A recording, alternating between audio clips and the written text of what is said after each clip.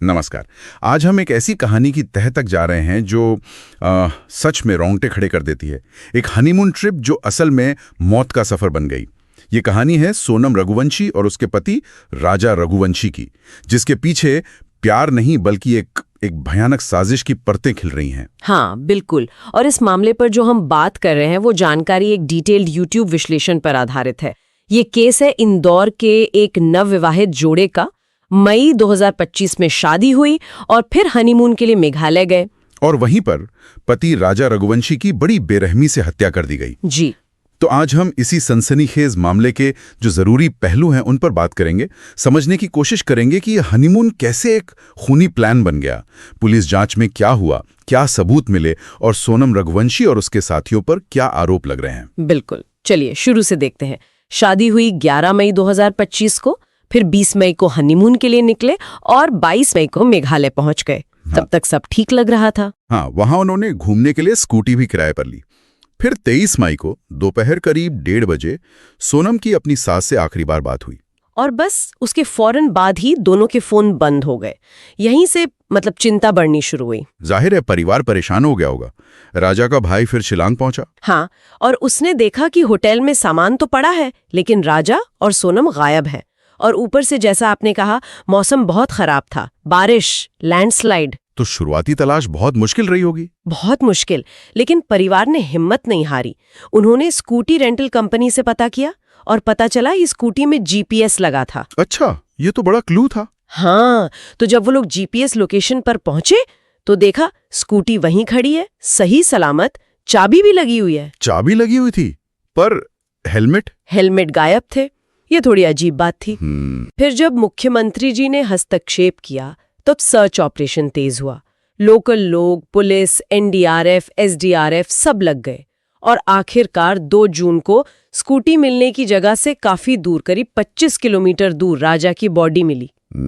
और बॉडी की हालत देखकर साफ था कि ये कोई हादसा नहीं। गहरे घाव थे शरीर पर, कीमती सामान भी गायब था। पोस्टमार्टम में भी हत्या की पुष्टि हुई और एक हथियार भी मिला पास से, डाव, एक तरह का भारी चाकू होता है। बाप रे, ये सुनकर ही सैरन होती है। यहीं से जांच ने असल में रफ्तार पकड़ी।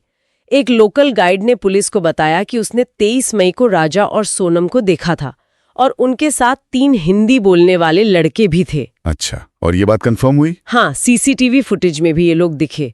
फिर पुलिस ने कॉल डिटेल्स खंगाली, सीडीआर जिसे कहते हैं, तो इंदौर और यूपी के कुछ संदिग्ध नंबर मिले, कड़ियां जुड़ने लगीं। तो पुलिस इन नंबरों के पीछे गई। बिल्कुल, और इसी लीड पर पुलिस ने 4 लोगों को गिरफ्तार किया।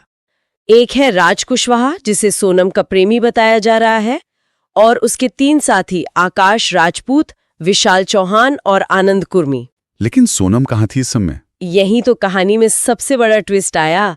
8 जून को सोनम अचानक मिली यूपी के गाजीपुर में एक ढाबे पर। अचानक ढाबे पर? हाँ, उसने अपने भाई को फोन किया, फिर पुलिस को खबर मिली और पुलिस ने उसे हिरासत में ले लिया। और बस रातों रात वो एक तरह से पीड़ित से मुख्य आरोपी बन गई। पब्लिक परसेप्शन एकदम बदल गया। और फिर पूछताछ में उसने कबूल कर लिया? हाँ, पुलिस के मुताबिक उसने कबूल किया।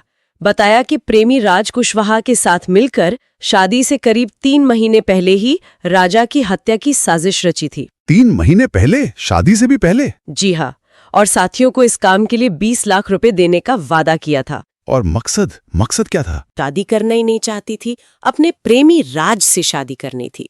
और रिपोर्ट्स के मुताबिक उसे हत्या का कोई अफसोस नहीं था, बस पकड़े जाने का दुख था। यकीन करना मुश्किल है। उसने बताया कि कैसे किया ये सब? हाँ, पूरी डिटेल दी कि कैसे नोंगजिया ट्रेकिंग पॉइंट पर ले गए, वहां डाव से हमला किया। राजा ने घायल होने के बाद भी करीब 12 मिनट तक संघर्ष किया। 12 मिनट? ओह गॉड, हाँ। और सोनम ने कथित तौर पर साथियों को उकसाया भी, फिर शव को खाई में फेंक दिया। पुलिस के अनुसार ये सब कुछ सिर्फ 18 मिनट में हुआ। सिर्फ 18 मिनट में?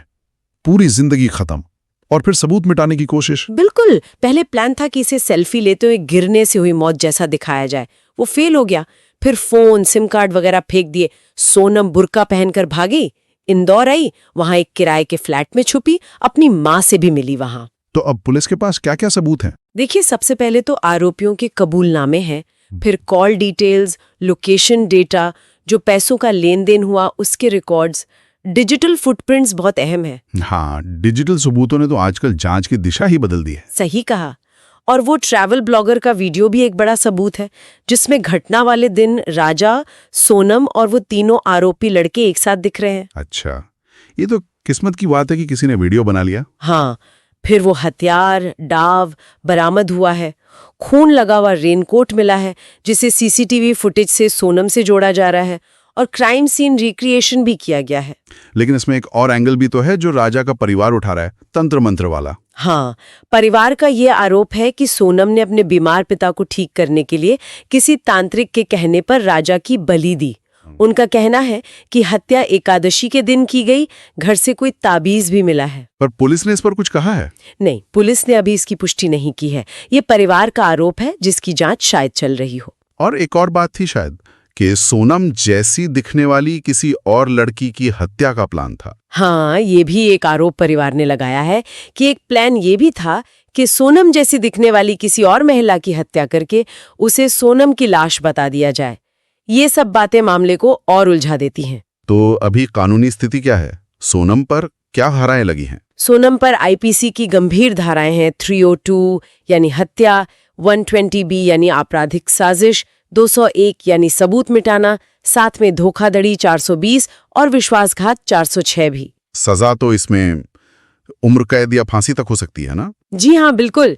चार्जशीट तैयार हो गई है, करीब 250 पेज की, और उम्मीद है कि ट्रायल जल्द ही शुरू होगा। तो ये थी राजा रघुवंशी हत्याकांड की अब तक की कहानी। एक हनीमून जो असल में एक सोची समझी, ठंडे दिमाग से की गई हत्या की साजिश निकली, जिसमें मुख्य आरोपी उसकी अपनी पत्नी सोनम, उसका प्रेमी और 3 साथी बताए जा रहे हैं। हाँ, और इस पूरे मामले में हमने देखा कि कैसे डिजिटल सबूत, चाहे वो जीपीएस हो, सीडीआर हो, सीसीटीवी फुटेज हो या फिर वो ट्रैवल ब्लॉगर का वीडियो, कितने अहम साबित हुए सच को सामने लाने में। बिल्कुल, ये केस विश्वासघात और प्लानिंग के साथ किए गए अपराध की एक बहुत ही भयानक तस्वीर पेश करता है। जांच तो अभी जारी है, हो सकता है कुछ और परतें भी खुले, लेकिन ये सोचने पर मजबूर करता है कि क्या ये सिर्फ एक प्रेम त्रिकोण और धोखे का मामला था, या जैसा परिवार कह रहा है, इसके पीछे तंत्र मंत्र जैसा कोई गहरा अंधविश्वास भी था। ये सवाल रिश्तों में भरोसे और धोखे की हद पर एक गंभीर निशान छोड़